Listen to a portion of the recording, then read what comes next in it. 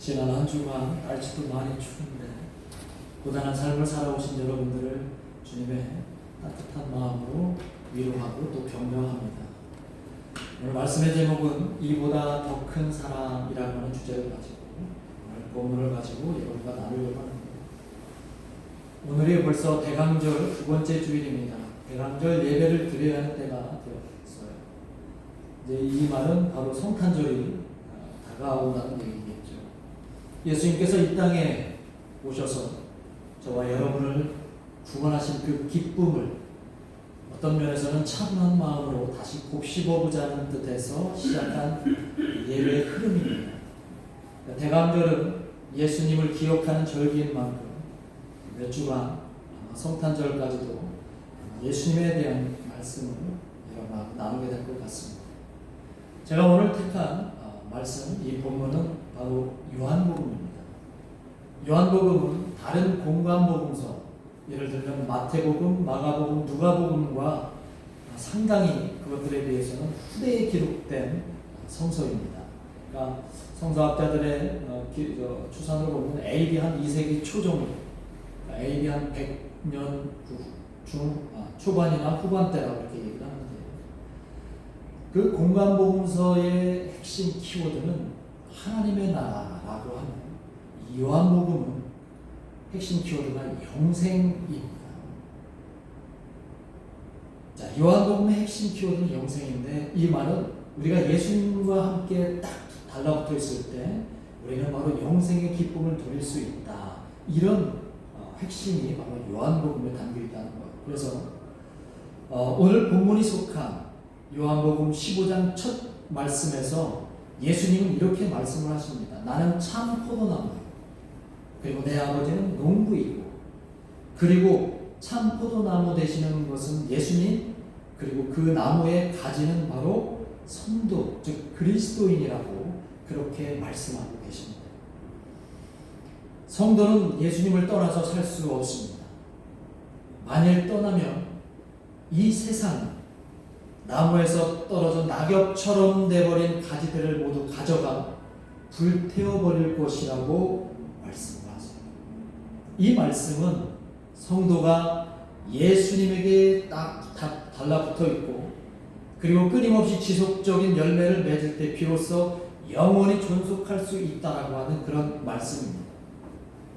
그렇다면 요즘 저와 여러분은 어떻게 예수님에게 딱 달라붙어 살고 계십니까?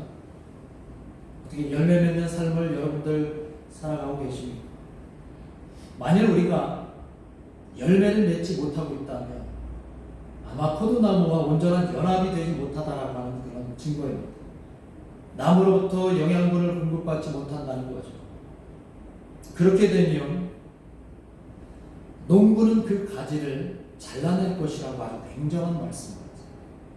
조금 가혹하지만 나무 입장에서는 그렇게 해야 전체에 도움이 되니까, 나무 전체에 도움이 되니까 그렇다는 거예요. 예수님이 이 땅에 안 계시자 많은 그리스도인들은 혹독한 시련을 겪어야 했습니다. 유대인들의 무차별적인 핍박이 그들의 삶을 매우 피폐하게 만들었습니다. 로마의 정치적인 박해가 공동체, 그리스도 공동체가 도저히 지탱할 수 없을 정도로 가혹하게 했습니다. 그래서 그리스도인들은 사람들의 눈을 피해서 지하로 스며들어서 그리스도 공동체를 유지했습니다.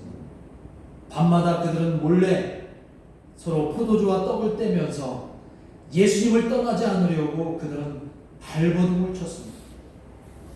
그런데 안타깝게도 자꾸만 공동체 안에서 이탈자가 생깁니다. 혹독한 시련을 견디지 못해서 자꾸 떠나가기 시작하는 겁니다. 그리고 금방 다시 오시겠다는 그런 예수님이 안 오시자 그 안에 공동체 내부에 분열이 생기기 시작을 합니다. 그리고 어떤 사람들은 새로운 주장들을 펴서 사람들을 혼란시키고, 그렇게 공동체가 망가져가는 것을 가만 볼 수 없었던 제자들은 예수님께서 평소 하셨던 말씀들을 그들은 떠올렸고, 그것을 이렇게 요한복음이라고 하는 거룩한 책을 기록하게 되었습니다. 예수님과 거리감을 거리감이 생기는 걸 그들이 스스로 막고 오히려 예수님께 한 발자국 더 다가서기 위해서 노력한 것이죠. 그 노력이 바로 요한복음서고 그 노력이 바로 오늘 저와 여러분이 읽은 15장의 말씀입니다. 오늘 15장에서 예수님이 이렇게 말씀하세요. 4절에 보면 15장 4절에 보면 내 안에 거하라 나도 너희 안에 거하리라. 가지가 포도나무에 붙어 있지 아니하면 스스로 열매를 맺을 수 없음 같이 너희도 내 안에 있지 아니하면 그러하리라 라고 하셨습니다. 이 말씀은 힘든 상황에 억눌려서 예수님으로부터 상당한 거리감을 느끼는 성도들에게 어쩌면 전하시는 복음의 메시지입니다. 성도는 예수님 안에 거할 때 비로소 열매를 맺을 수 있다는 말씀입니다. 그래서 성도의 본질은 바로 열매를 맺는 것입니다. 여러분은 지금 예수님 안에 거하고 계십니까? 그리고 여러분의 삶은 열매를 맺는 삶을 살아내고 계십니까? 올 한 해 어떤 열매를 맺으셨나요? 올 한 해 어떤 열매를 맺으셨나요? 아마 이렇게 제가 질문을 하니까 머릿속에 저는 올 한 해 한 명도 전도를 하지 못해서 열매가 하나도 없는데요. 아니면 저는 열심히 돈 많이 벌어서 하나님 앞에 열심히 헌금하려고 했는데 올해 코로나 때문에 쫄딱 망해서 하나님 앞에 아무런 열매를 드릴 수가 없게 되었는데 올 한 해 우리 교회가 열심히 막 활동을 하려고 했는데 코로나 때문에 전혀 활동하지 못해서 우리 교회는 열매가 하나도 없습니다. 그래서 하나님 앞에 너무나 죄송합니다. 혹시 이런 식의 열매를 여러분들이 잠깐 떠올리셨나요? 그런데 오늘 이 본문 15장에서 말하는 그 언급된 열매는 그런 의미의 열매가 아니라는 거예요. 열매에 대해서 만약에 그렇게 생각했다면 우리는 오해하고 있는 겁니다. 여전히 많은 교회 강단이나 현장에서는 열매에 대해서 이런 오해들을 계속 갖고 있는 것 같아요. 어느 성서 주석가의 말입니다. 그 성서 주석가가 이 열매와 관련해서 뭐라고 얘기했냐면 성도는 그리스도를 떠나서 아무것도 할 수 없음을 자각하는 것이 매우 중요하고 그것이 바로 예수님과의 연합이자 성도의 열매라고 얘기합니다. 무슨 말인지 알겠습니다. 예수님과 떨어지지 않으려고 노력하고 그것을 우리는 아무것도 예수님 떠나서는 아무것도 할 수 없다는 것을 깨닫는 것이 어쩌면 우리는 예수님과 연합하는 것뿐만 아니라 그것이 열매, 성도의 열매라는 거예요. 왜냐하면 예수님은 모든 성도를 위해서 십자가에서 죽으셨기 때문이라는 거예요.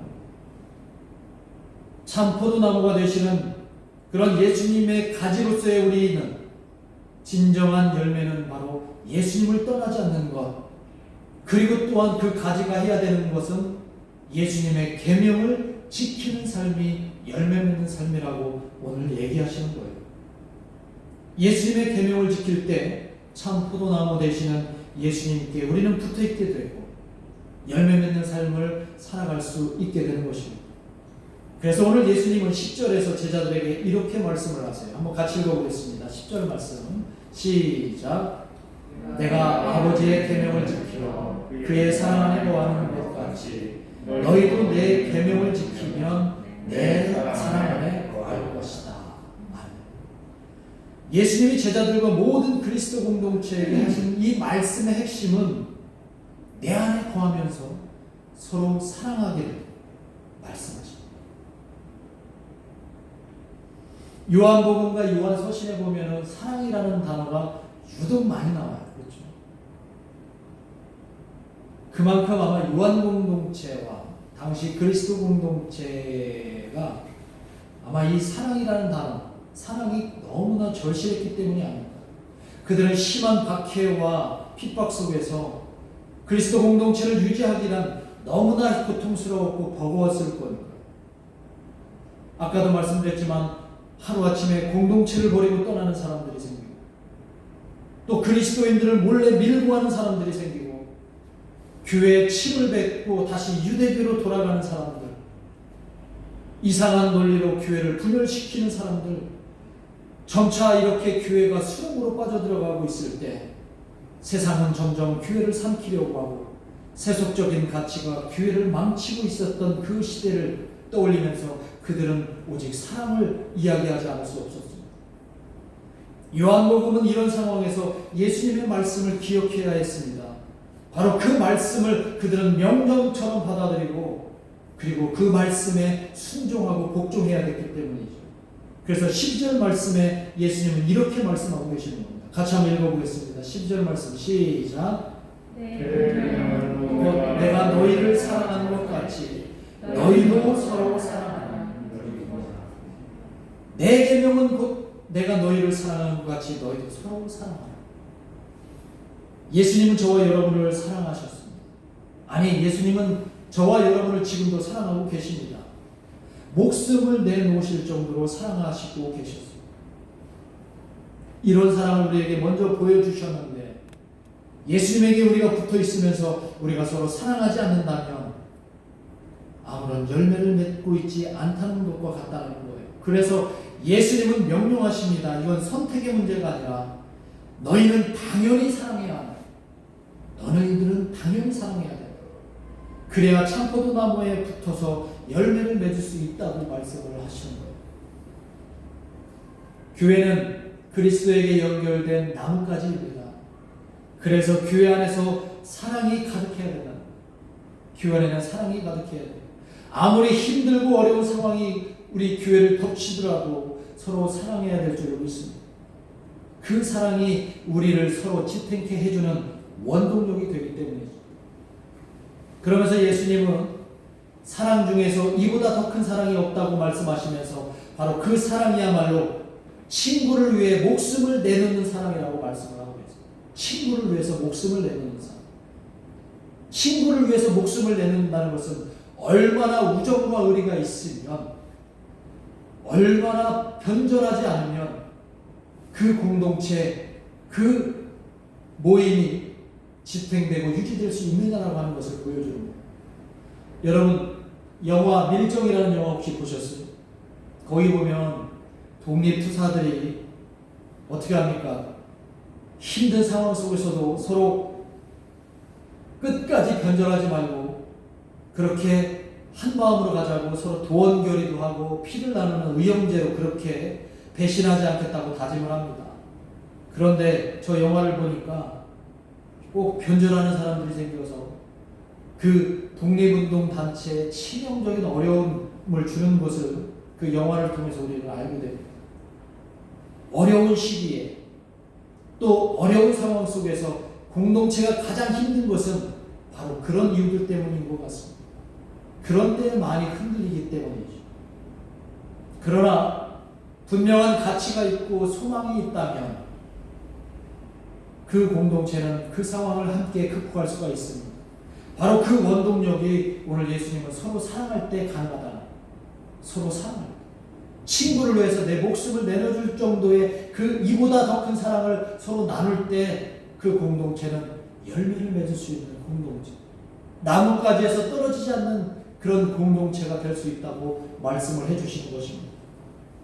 그래서 예수님은 제자들을 친구로 부르신 거예요. 예수님 스스로 그 친구들을 위해서 스스로 목숨을 내주시는 것입니다.